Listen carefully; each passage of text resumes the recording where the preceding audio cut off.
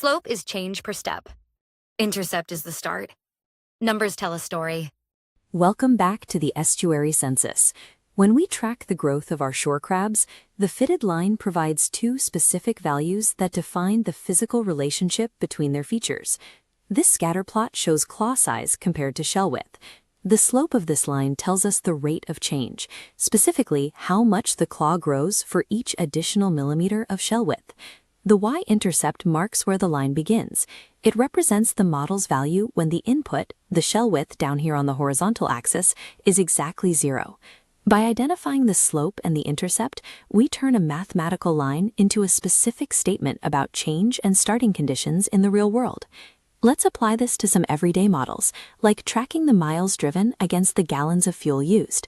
In the equation y equals 24x, where y is miles and x is gallons, the slope is 24. Mathematically, slope represents the change in y for each 1 unit change in x. With these units, that translates to 24 miles for each 1 gallon of fuel. The slope tells us the car travels about 24 miles per gallon. A slope in a linear model is only meaningful when interpreted with its specific context units. We can also look at a taxi cost model that predicts the total dollars you owe based on the miles you travel. Here, the equation is y equals 2.8x plus 5. The intercept value is the positive 5. The intercept represents the exact value of y when the input x is forced to be 0. If 0 miles are traveled in this model, the cost of the ride is still $5. The intercept of 5 represents the taxi starting fee. Intercepts and data models must always be tied back to what happens at a 0 input.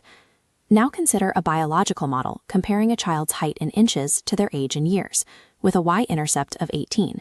The intercept predicts height at age 0, but we must check, is an age of 0 mathematically meaningful for a living creature? Consider the reality of a biological age of 0. Age 0 is a real event, the moment of birth. Since age 0 is part of the real context, this intercept is meaningful.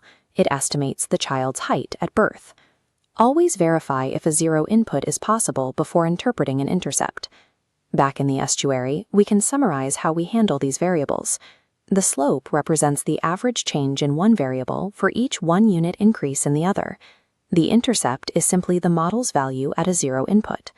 These definitions allow us to compare different models and check their reliability.